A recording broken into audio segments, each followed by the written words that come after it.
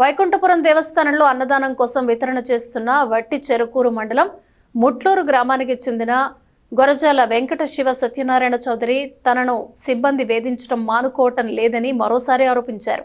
తాను అందించిన వితరణపై విచారణ కోసం హైకోర్టును ఆశ్రయిస్తానని చెప్పారు. పట్టణంలోని శ్రీ లక్ష్మీ పద్మావతి సమేత శ్రీ వెంకటేశ్వర స్వామి దేవాలయం వైకుంఠపురంలో ప్రతి శనివారం అన్నప్రసాద వితరణ కోసం జిల్లాలోని వట్టి చెరుకు మండలం ముట్లూరు గ్రామానికి చెందిన గురజాల వెంకట శివ సత్యనారాయణ చౌదరి విరాళం అందజేస్తున్నారు. అలాగే వైకుంఠ ఏకాదశి, కార్తీక మాసంలో జరిగే శ్రీ సత్యదేవుడి వ్రతాల రోజుల్లో క్రమం తప్పకుండా అన్నదాన ప్రసాద వితరణ చేస్తున్నట్లు తెలిపారు. తాను అన్నదానం చేస్తుంటే ఆలయ ఖర్చుల్లో రాస్తున్నానని ఇటీవల ఆరోపించిన విషయం తెలిసిందే.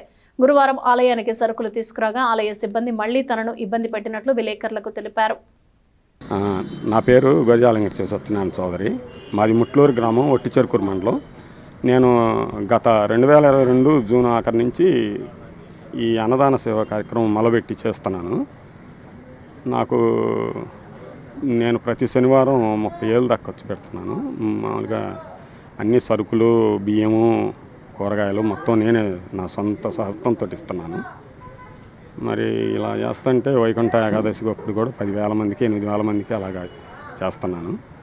మళ్ళీ కార్తీక మాసంలో సత్యదేవుడి వ్రతాలప్పుడు కూడా నేనే నా సొంత ఖర్చుతోటి చేస్తున్నాను. నేను ఒక సామాన్య రైతు కుటుంబంలో వాడిని.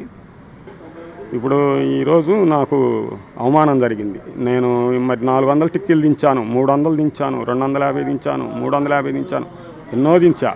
మరి ఈ సరుకు దించుతుంటే ఈరోజు 100 టిక్కీలు వాళ్ళు పాడైపోతాయి. 100 టిక్కీలు చాలంటే 100 టిక్కీలు తెస్తే ఆ 100 టిక్కీలు కూడా నువ్వు దించడానికి లేదు, నువ్వు తీసుకెళ్ళు, నువ్వు వారం ప్రతిరోజు తెచ్చి అక్కడ పడేయి, మాకు నువ్వు అట్లా తింటే మాకు రూమ్ బాగోలేదన్నారు. మళ్ళీ మీడియా వాళ్ళని పిలవంగానే రూమ్ బాగానే ఉందలే అక్కడ వేయని అన్నారు.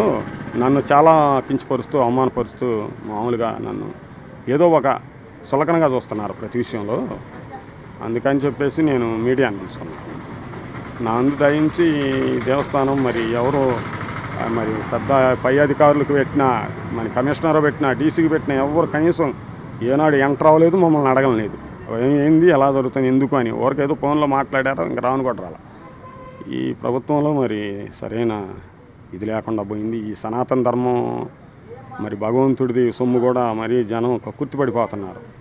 ఇదంతా మరి పాపాన్ని ఆ భగవంతుడే మరి వాళ్ళని బయటికి తీయాలి. నేను ఉన్నత న్యాయస్థానంలో పోవటానికి సిద్ధపడి ఉన్నాను.